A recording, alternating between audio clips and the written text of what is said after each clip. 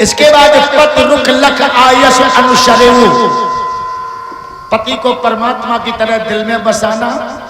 एक ही धर्म एक व्रत नेमा, काय वचन मन पति पद प्रेमा। पत पद प्रीत करे यद नारी, तो सहज ही ले दो लोक सुधारी। घर की इज्जत सलामत रखना, घर में साफ सफाई रखना, घर में शांति रखना, यही नारी धर्म है। ऐसे समझा बुझाकर राजा जनक ने अपनी बेटियों को विदा किया।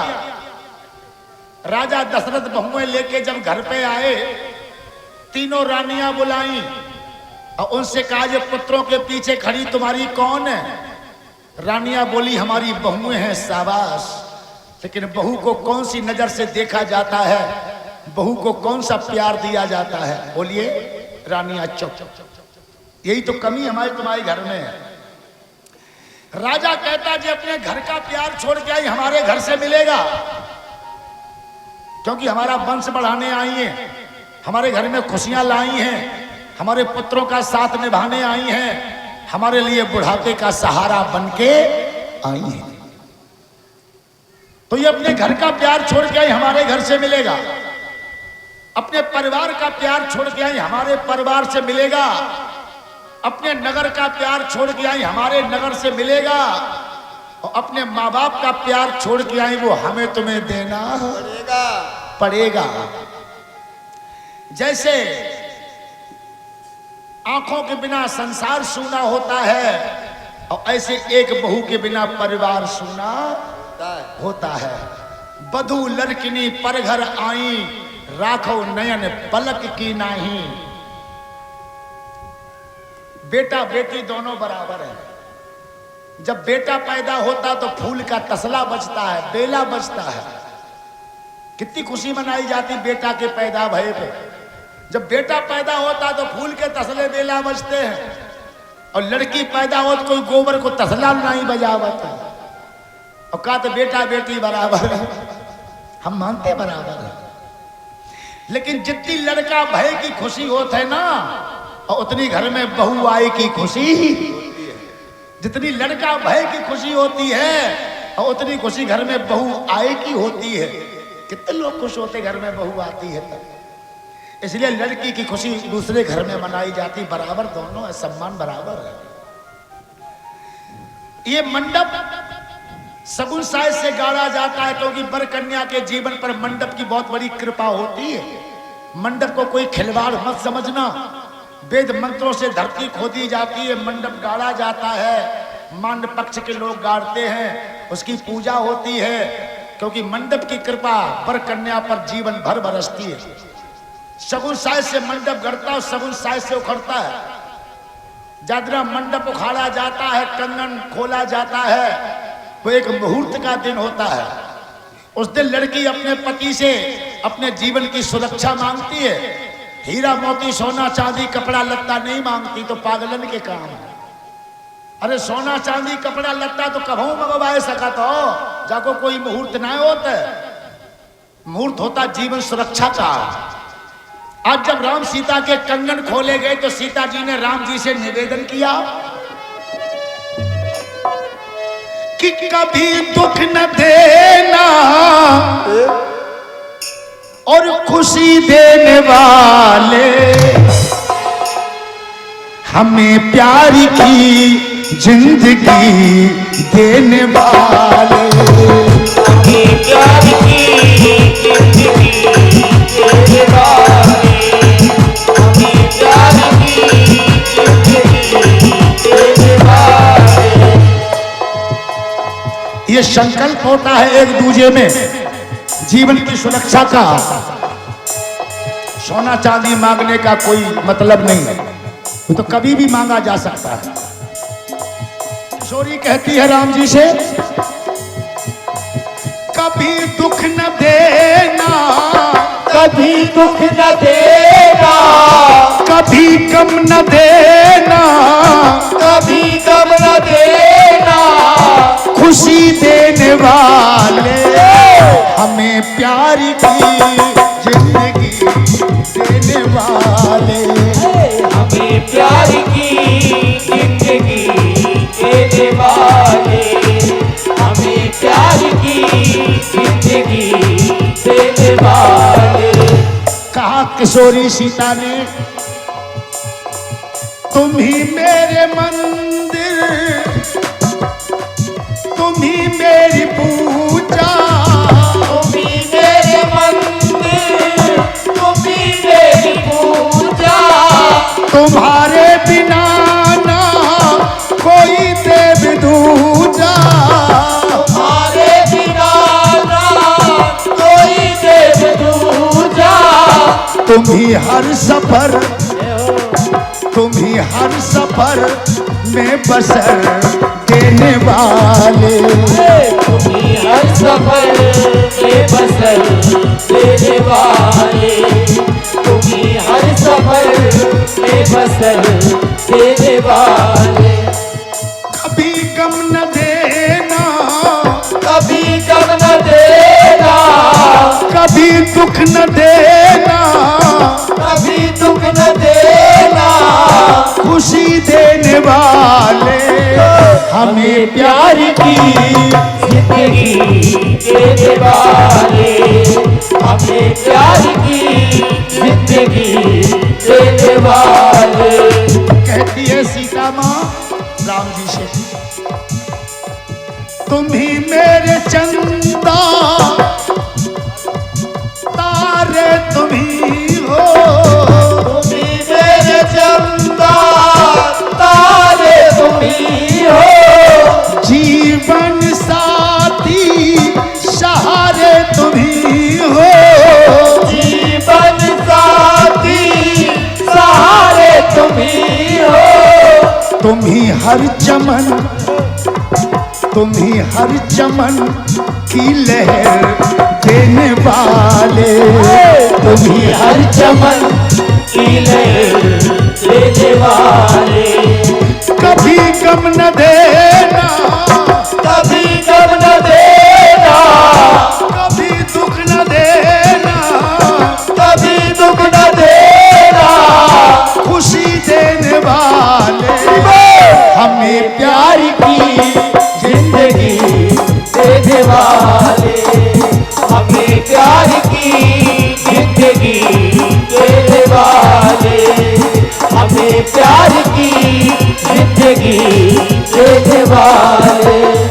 इस तरह से सीता जी ने राम जी से वचन लिया, कभी दुख न देना, खुशी देने वाले। राम जी ने कहा सीते हमको भी वचन दो, हम तुम्हारी बात स्वीकार करें, तुम हमारी बात स्वीकार करो।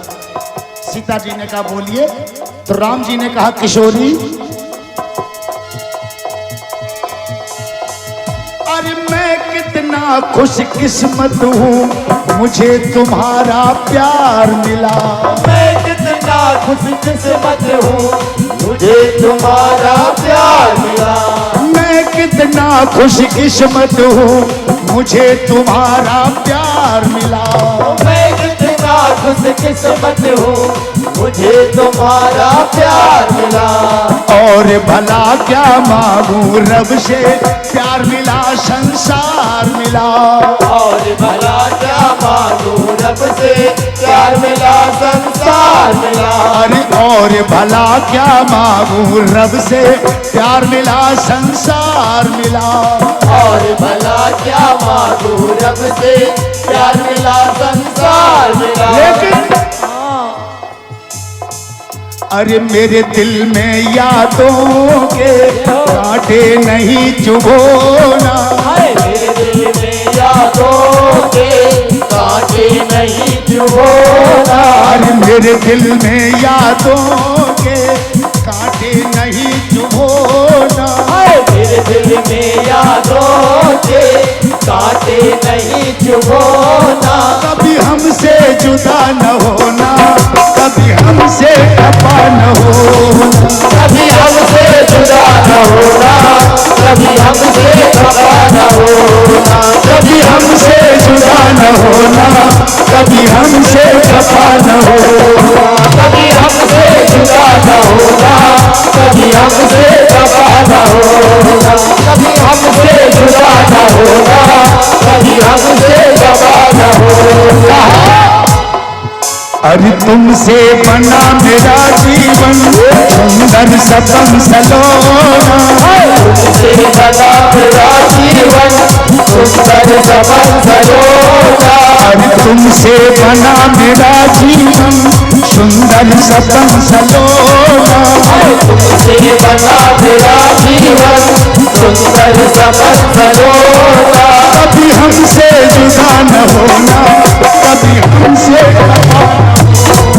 कभी हमसे जुदा न होना, कभी हमसे खफा न होना, कभी हमसे जुदा न होना, कभी हमसे खफा न होना। रामचंद्र महाराज की बोलिए, भक्त भगवान की। इस तरह से दोनों एक दूसरे को वचन देते हैं, एक दूसरे को अपने अपने दिल में समा लेते हैं। भगवान भोलेनाथ कहते, जब तक राम ब्याहे घर आए, नित नए मंगल मोद बधाए। अब यहां से राम कथा विराम। जैसे श्री राम कथा के ही हम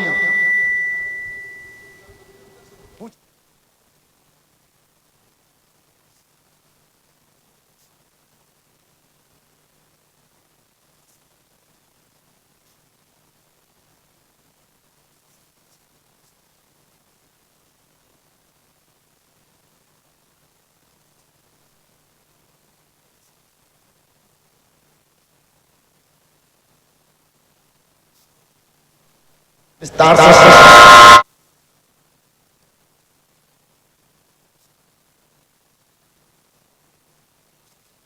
श्याम कथा दोनों कथाओं को सम्मिलित करते हैं, क्योंकि जग में सुंदर हैं दो नाम, चाहे कृष्ण कहो या राम। एक हृदय में प्रीत बढ़ाए, एक पाप के ताप मिटाए। प्रेम भाव से भरे अनोखे हैं दोनों के काम, चाहे कृष्ण कहो या राम। जग में सुंदर हैं दो नाम। अब आपके सामने भगवान सुखदेव जी से राजा परीक्षित प्रश्न करते हैं, अवतीर्ण यदुवंशो हो।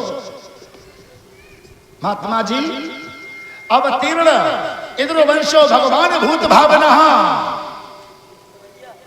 भगवान भूत भावन पार ब्रह्म परमेश्वर जगदाधार जगदीश्वर ने यदुवंश में किस तरह से अवतार लिया। ब्रजम वशम किम करोमि माघव मधुसूदन।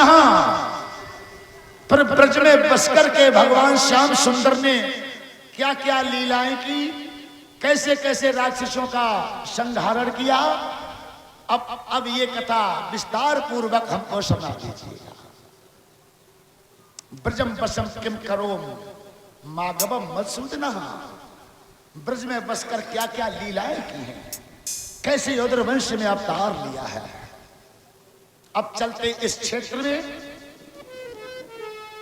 भक्तों गोविंद गोपाल गाते चलो, गोविंद गोपाल गाते चलो, मिलके गोविंद गोपाल गाते चलो, गोविंद गोपाल गाते चलो, भक्तों गोविंद गोपाल गाते चलो, गोविंद गोपाल गाते चलो, अपनी मुक्ति का, अपनी भक्ति का, अपनी मुक्ति का मार्ग बनाते चलो, मुक्ति का मार्ग बनाते चलो, मिलके गोविंद गोपाल गाते चलो, गोविंद गोपाल गाते चलो, भक्तों गोविंद गोपाल गाते चलो, गोविंद गोपाल गाते चलो, प्रीत हरि के चरण में लगाते चलो, हरि के चरण में लगाते चलो,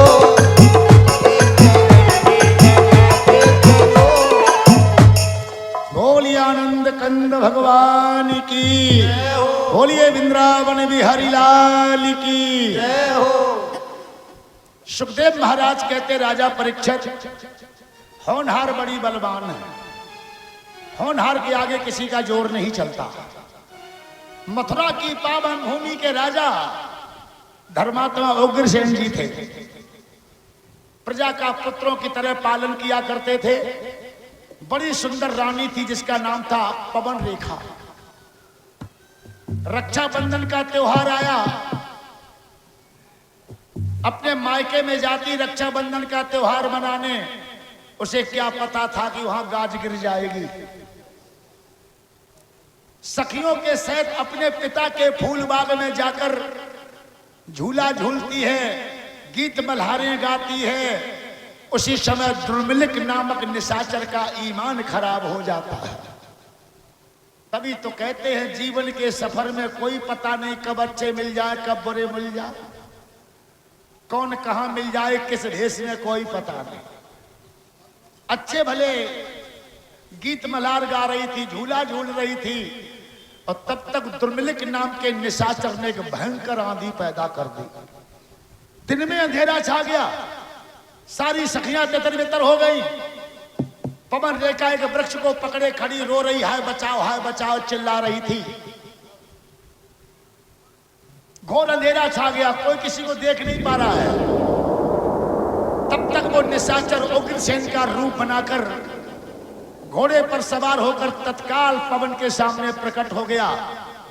पवन रेखा ने देखा हमारा जीवन साथी रक्षक आ गया, दौड़ के उसके गले लग गई अपना पति समझ के। नहीं जान पाई ये मेरा पति है कि कोई निशाचर है। वो निशाचर उग्रसेन का रूप बनाकर झूठी तसल्ली देने लगा कि बोला ओ प्रिय रुदन मत कर, हाजिर है तेरा रखवाला। मेरे सन्मुख तुझको देखे है कौन भला हिम्मत वाला। मेरे सन्मुख तुझको देखे है कौन भला हिम्मत वाला। मेरे सन्मुख तुझको देखे है कौन भला हिम्मत वाला। भगवान श्याम सुंदर की सुंदर झांकी आपको दिखलाई जाएगी। किस तरह कंस की जेल में पैदा होते, किस तरह गोकुल में आते हैं, कैसे बधाइयां बजती। बड़ा सुंदर दृश्य प्रस्तुत हो रहा है। लेकिन पहले उस निशाचर की कला को देखते हैं। और झूठी तसल्ली दे रहा है पवन, कह रहा है बोला ओ प्रिय रुदन मत कर, हाजिर है तेरा रखवाला। मेरे सन्मुख तुझको देखे है कौन भला हिम्मत वाला। मेरे सन्मुख तुझको देखे है कौन भला हिम्मत वाला। मेरे सन्मुख तुझको देखे है कौन भला हिम्मत वाला। कैसा सुंदर मस्त मौसम है, कैसे फुलबगिया के फूल आपस में हिलमिल रहे हैं। लेकिन इनको ये पता नहीं जब पत पत्नी में प्रेम का फूल खिलता है, उसकी सुंदरता देखकर फूलों का राजा का कमल भी लज्जित हो जाता है। आ इस बहार का सुख लूटें, बगिया को जीवन दिखलाएं, और बगिया के खिले हुए गुल को जीवन के गुल से शर्माएं। आओ पवन, अरे उधर न जाओ इधर तो आओ, अच्छा लगता है। और जीवन का हर सपना अब तो अपना लगता है। क्या खूब लगती हो, बड़ी सुंदर दिखती हो। क्या खूब लगती हो, बड़ी सुंदर दिखती हो। क्या खूब लगती हो, बड़ी सुंदर दिखती हो। इस प्रकार उस नीच ने किया सती शंभो। जब बाद में निशाचर अपने असली रूप में प्रकट हुआ तो पवन के आगे अंधेरा छा गया। कहने लगी निशाचर तू? बोला हाँ पवन मैं राक्षस हूं। राक्षस लोग किसी का हित नहीं करते, लेकिन अब हमारे माध्यम से तेरी कोख में वो नहर बालक पैदा होगा जो राजन महाराजन की औकात क्या, देवराज इंद्र भी उसका सामना नहीं कर पाएगा। कि मेरे समान योद्धा होगा और कोई भी जीत न पावेगा। राजा नर की औकात है क्या, इंद्र की हार कर जावेगा। राजा नर की औकात है क्या, इंद्र हार कर जाएगा। राजा नर की औकात है क्या, इंद्र हार कर जाएगा। भक्तों हो निहार बलवान, समय पे खेल खिलावत है। भक्तों हो निहार बलवान, समय पे खेल खिलावत है। भक्तों हो निहार बलवान, समय पे खेल खिलावत। इस तरह से पवन रेखा होनहार का झपेटा बर्दाश्त कर गई, किसी को बताया नहीं। आगे चल के कंस नामक बालक, निशाचर बालक पैदा होता है। राक्षस की औलाद तो राक्षस होगी।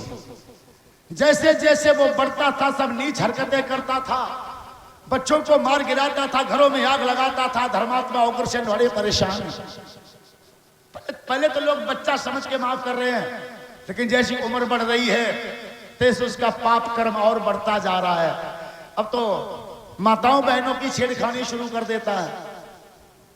लफंगा बाप की औलाद है ना, तो ऐसा ही करेगा। तो कुछ लोगों ने कहा धर्मात्मा उग्रसेन से, ऐसा करो शादीशुदा हो जाएगा तो कंट्रोल हो जाएगा, इसकी शादी कर दो, क्योंकि शादी योग हो रहा है। शादी की चर्चा हुई तो जरासंध के घर इसकी ससुराल हुई। कुदरत कैसो कनेक्शन मिलाती है। राक्षस की ससुराल एक राक्षस ही के घर में भाई, जरासंध की बेटी के साथ शादी। शादीशुदा होने पर भी ये निशाचर बाज नहीं आया। अपनी काली करतूतों से ब्रजवासियों को परेशान किया करता था। एक दिन धर्मात्मा उग्रसेन ने कहा, पापी कंस, अगर तू अपनी काली करतूत से बाज नहीं आएगा, मैं ईमान की कसम खाता हूं तुझे जेल में फेंक दूंगा, सड़ जाएगा जेल में। कंस का चेहरा लाल हो गया और अपने हमजोलियों से बोला, भाइयों ये बुड्ढा जेल की धमकी दे रहा है, अब ये देखना जेल कौन जाता है। भन भना के कंस ने अपने बूढ़े बाबा के गर्दन पकड़ के नीचे फेंक दिया, सिंहासन से नीचे फेंक दिया और जबरदस्ती मुकुट निकाल के अपने शीश में रख लिया और बैठ गया मथुरा के सिंहासन पर। हे पुजारी टीका कर। पुजारी के हाथ पांव कपन लगे। ऐ मंत्रियों, मथुरा का राजा कौन? हम कि ये बुढ़ा? अंतरी मंत्री सबके पेट खोल गए कि भैया जो कोलू में पिरवाए देगो, अगर जाके विरोध में एक शब्द कहोगे तो। सब कहने लगे मथुरा नरेश कंस आप हैं, मथुरा नरेश कंस आप हैं। तो ठीक है, मेरी आज्ञा का पालन हो और जब बुड्ढा को उठाओ और कठोर कारागार जेल में डाल के आओ। ऐसे उस पापी कंस ने धर्मात्मा उग्रसेन को भी जेल में फेंकवा दिया। अब शिशुपाल, दंत बक्र जैसे तमाम राक्षसों से इसका तालमेल बढ़ने लगा।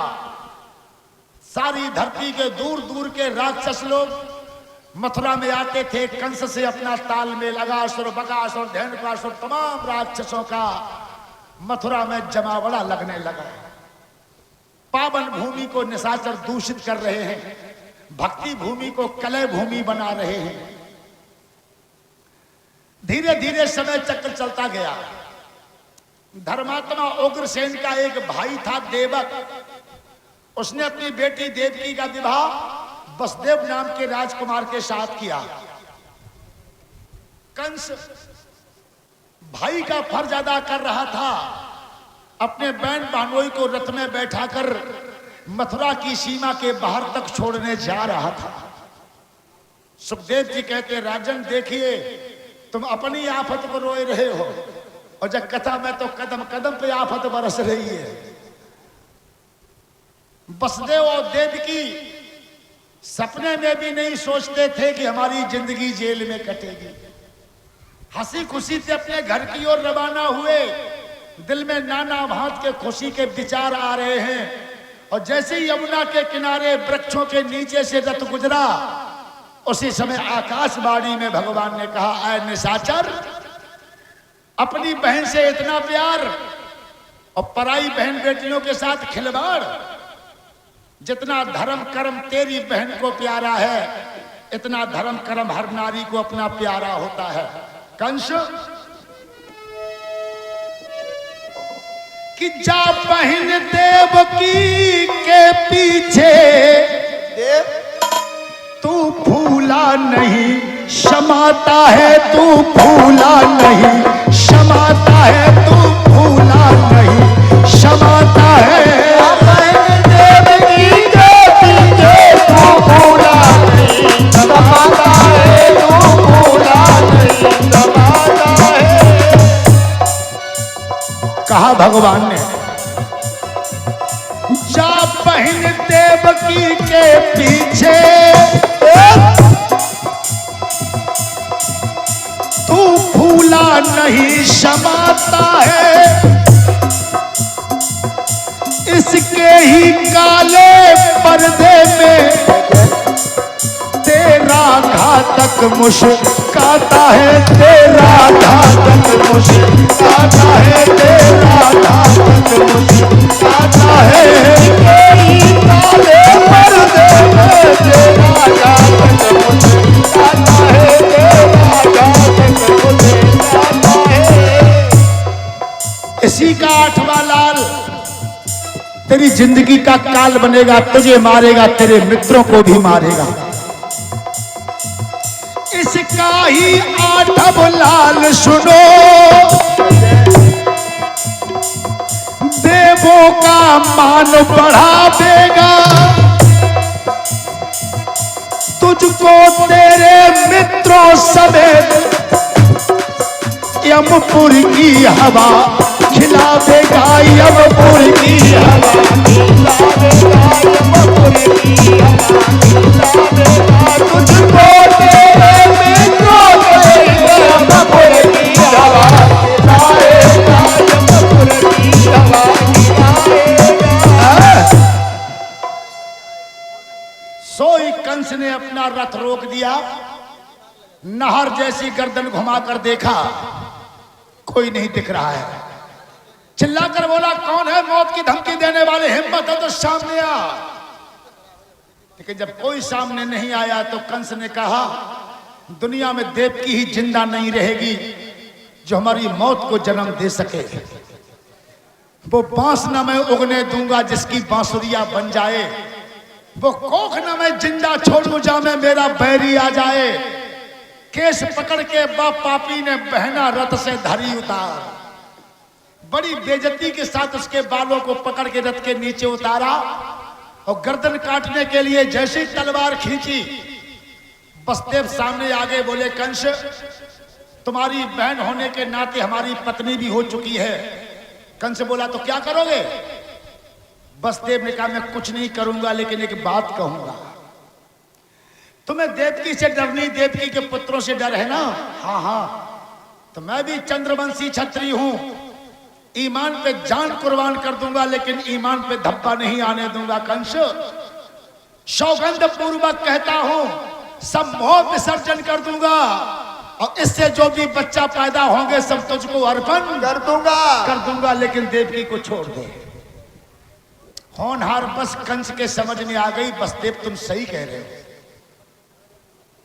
चलो अब हम देवकी को नहीं मारेंगे, लेकिन तुम अपने घर भी नहीं जाओगे। अब ये बचा खुचा जीवन हमारी मथुरा की जेल में बिताओगे। ऐसे बहन बहनोई को भी जेल में डाल दिया। बेचारे बहुत दिन तक अपने दुर्भाग्य को कोसते रहे, रोते रहे, बिलखते रहे। धीरे धीरे फिर हंसने खेलने लगे। एक बच्चा पैदा हुआ, देव की ममता बरसाने लगी, प्यार की चादर उड़ाने लगी। बसदेव ने कहा, नहीं देवी नहीं, जो जिंदगी लेकर आते हैं उन्हें प्यार की चादर में लपेटा जाता है। ये तो पैदा होते ही कंस के हाथ में मरने के लिए आए हैं, इन पर ममता बरसाकर दिल मत दुखाइए, हमें कंस के दरबार में ले जाने दो। अपने दिल पर पत्थर रखकर बसदेव उस बच्चे को लेकर कंस के दरबार में पहुंचे और कंस ने बच्चा देखा, कहा बसदेव तुम्हारी वफादारी पर हम खुश हैं, इस बच्चे को ले जाओ, आगे इसका सुख पाना, और 8वां लाल पैदा हो तो चुपचाप हमें तुम दे जाना। बच्चा छाती से लगाकर बसदेव फिर जेल में आ गए। खुशी की लहर आई कि कंस अब नहीं मारेगा। तब तक महात्मा नारद ने देखा, जब तक पापी कंस के द्वारा नन्हे नन्हे बच्चे नहीं मरेंगे देवकी के, और तब तक भगवान नहीं आएंगे। हमें भगवान को जल्दी बुलाना है। इसलिए बाबा जी ने कंस की उल्टी बुद्धि घुमा दी। का कंस पहला भी तो 8वां हो सकता है। अरे जहां से गिनती गिनवो शुरू करोगे और वहां से का आखिरी अंक 8वां ही तो है। तेरी मौत हाथ में आई, तूने निकाल दी। कंस बोला बाबा चूक है। तुरंत एक सिपाही भेजा और कहा बसदेव से बच्चा लेके दरबार में आए। सिपाही का संदेशा सुनते ही बसदेव बच्चा लेकर दरबार में पहुंचे और जाकर बोले भोजराज कि बोले बसदेव तुम्हें राजन, मेरा सर्वस्व निछावर है। बोले बसदेव तुम्हें राजन, मेरा सर्वस्व निछावर है। बोले बसदेव तुम्हें राजन, मेरा सर्वस्व निछावर है। बोले बसदेव तुम्हें राजन, मेरा सर्वस्व निछावर है। तब भी ये बच्चा हाजिर था, अब भी ये बच्चा हाजिर है। तब भी ये बच्चा हाजिर था, अब भी ये बच्चा हाजिर है। तब भी ये बच्चा हाजिर था, अब भी ये बच्चा हाजिर है। ऐसा कह के जैसे ही बच्चा आगे बढ़ाया, पापी कंस ने भखया कर बेरहीने से बच्चे का पैर पकड़ा, घुमा के पत्थर की चट्टान पर पटक के मार डाला। बसदेव आंखें बंद करके छाती पकड़ के रह गए। कुछ कह ना सके, बेबसी इम्तिहान लेती है। खाली हाथ रोते हुए जेल खाने में आए तो बसदेव देवकी के होश उड़ गए। महीनन रोते रहे बेचारे, न कुछ खाते हैं न पीते हैं। आज पुत्र के विरह में वो दुख दिल में आया कि जवानी नहीं आई लेकिन बुढ़ापा आ गया। किसको दिल का दर्द सुनाया? सही कहते हैं लोग, लिखा दुख दर्द किस्मत में तो सुखों की याद क्या करना, और जहां बेदर्द हाकिम हो वहां फरियाद क्या करना। किसको सुनाए दिल का दर्द? कौन सुनने वाला है? बच्चा पैदा होते घर में खुशी होती है, और हमारे घर में बच्चा पैदा होते ही मौत के मुंह में चले जाते हैं। तभी तो कहा मुसीबत का मौका, मगर क्या कहें हम, नहीं कोई दिल में है खुशी का तराना। मेरे आंसुओं सीख लो मुस्कुराना, मेरे आंसुओं सीख लो मुस्कुराना। मेरे आंसुओं सीख लो मुस्कुराना। आखिर में कहां तक रोगे? एक दिन 2 दिन 4 दिन तो है नहीं, जिंदगी का सफर लंबा है। रात दिन रोने से भी गुजर नहीं होगी, अब तो हंसना ही पड़ेगा। दिल दिमाग को मजबूत करना ही। तभी तो कहा मुसीबत का मौका, मगर क्या कहें हम।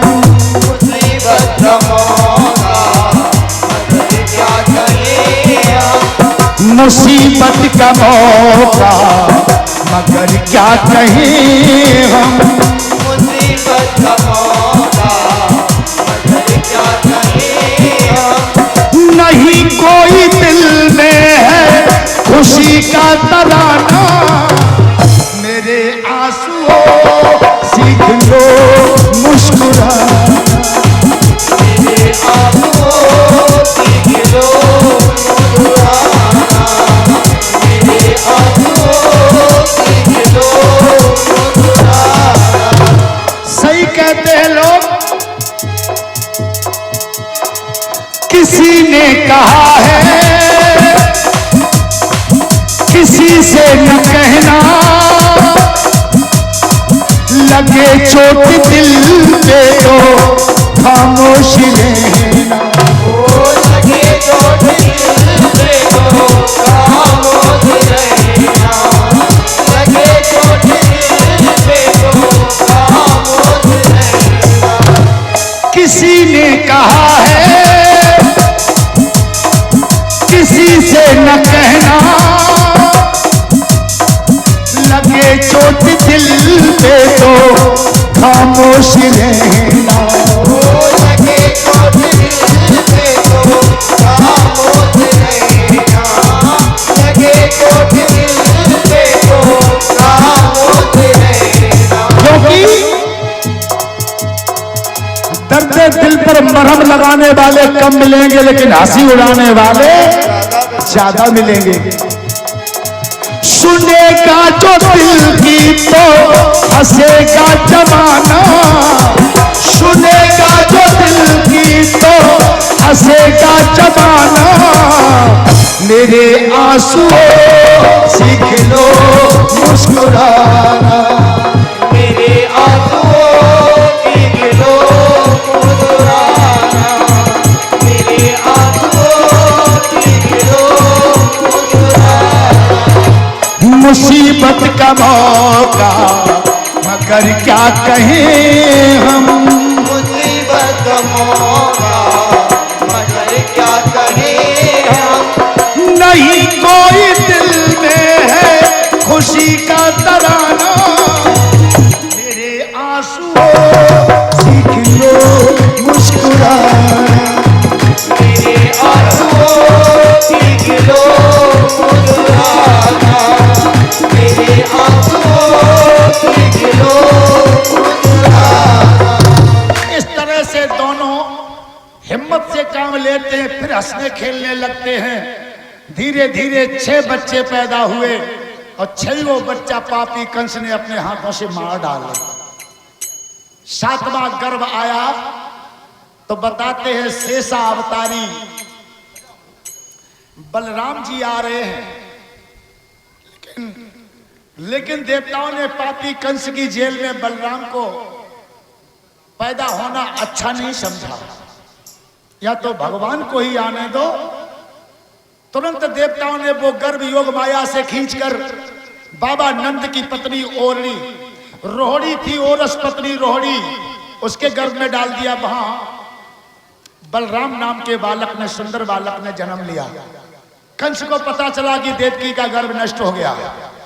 8वां गर्भ आया। धीरे धीरे प्रसव काल आया तो भादों का महीना पड़ा प्रसव काल। जैसे ही भादों की परवाह लगी, कंस ने पहले ही तमाम निशाचर मथुरा में एकत्र कर लिए। एक एक सिपाही की जगह पर 100-100 सिपाही अड़ा दिए और ऐलान कर दिया कि अगर मेरी मौत निकल गई तो समझ लो तुम्हारी सबकी मौत आ गई, जान से मार देंगे। इसलिए बेशक मर जाओ, मेरी मौत को निकलने नहीं देना। उसी समय भगवान ने आकाश में काले नीले पीले दुनिया के बवंडरी बालक पैदा किए।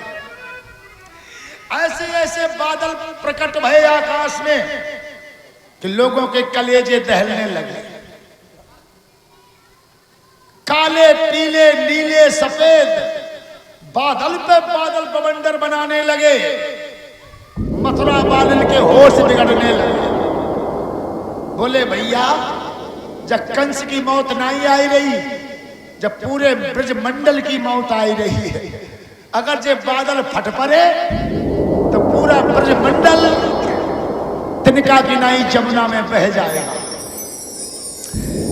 सबके होश बिगड़ने लगे और उसी समय चारों ओर से तूफानी हवाएं टूटी। भैया, जितने अम्बू तब्बू निशाचरन के लगे थे सब गगन में उड़े चले गए।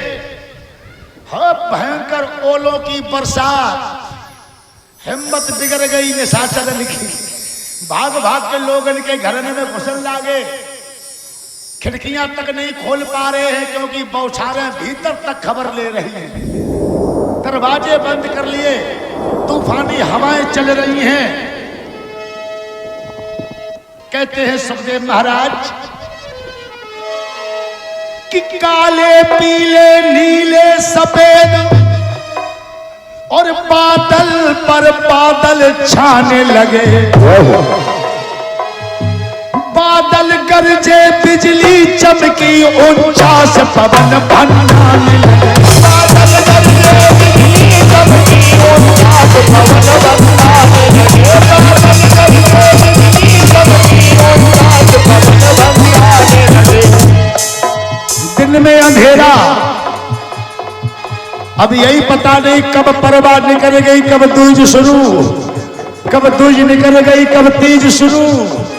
कर्फ्यू सा लग गया, चाहे दिन हो चाहे रात, पानी रुकने का नाम ही नहीं ले रहा है। तूफानें हवाएं बवंडर बना रही हैं।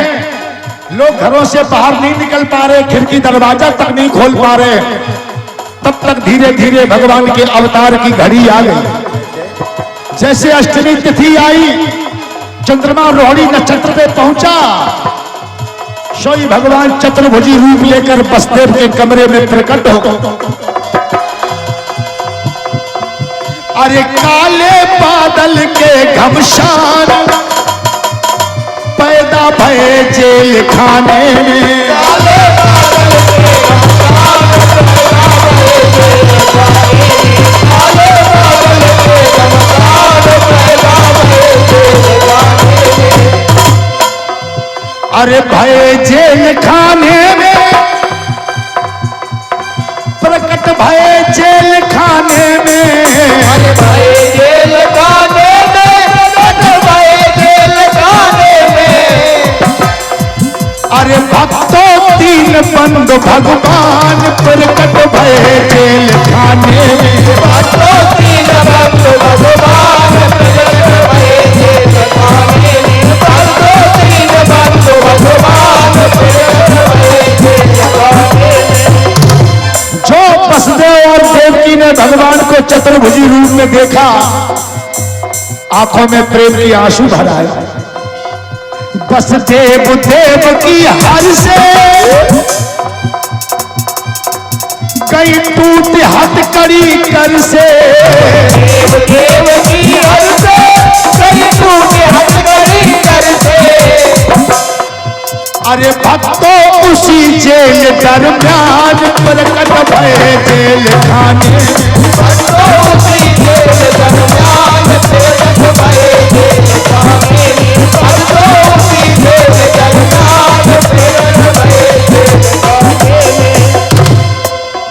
सब सोई गए पहरे वाले, गए टूट जेल के ताले।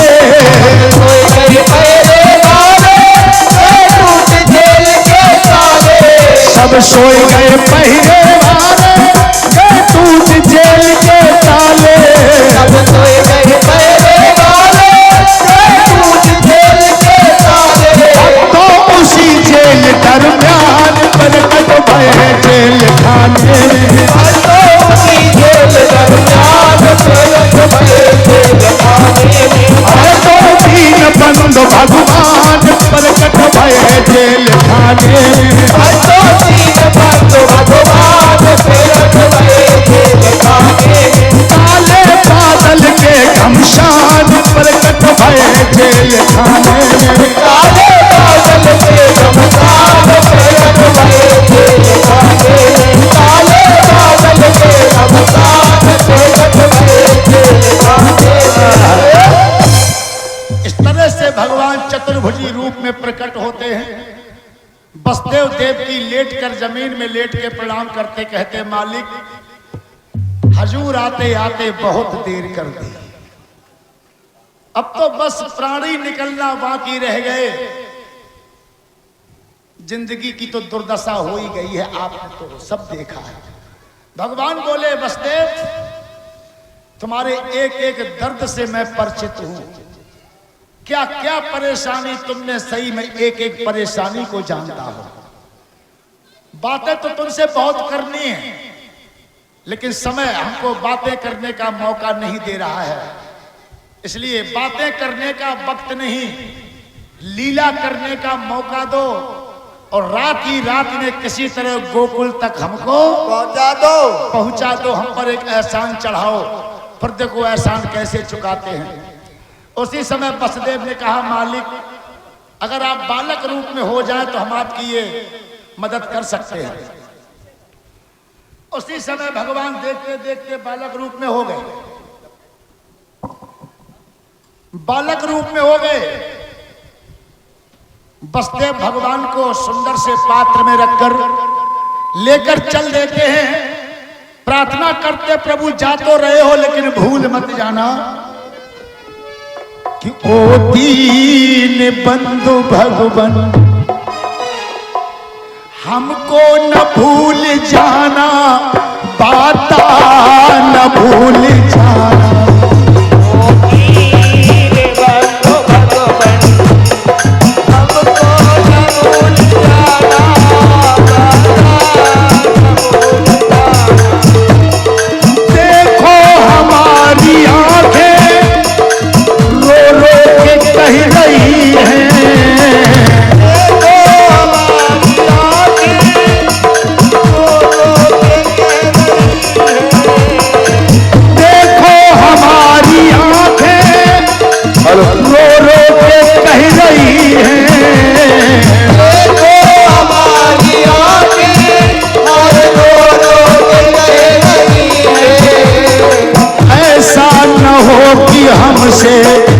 तुम्हें ऐसा न हो कि हमसे अरे कर दे जुदा जमाना, कर दे जुदा जमाना। ऐसा न हो कि हमसे अरे कर दे जुदा जमाना, कर दे जुदा जमाना। ओ दीन बंधु भगवन, हमको न भूल जाना, बाधा न भूल जाना।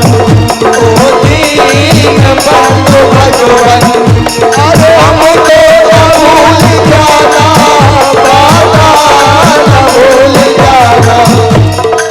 अपने हुए पराए, दुश्मन हुआ घराना। अपने हुए पराए और दुश्मन हुआ घराना। अपने हुए पराए, हाय दुश्मन हुआ घराना। अपने हुए पराए और दुश्मन हुआ घराना। तुम भी अगर न आए प्रभु, तुम भी अगर न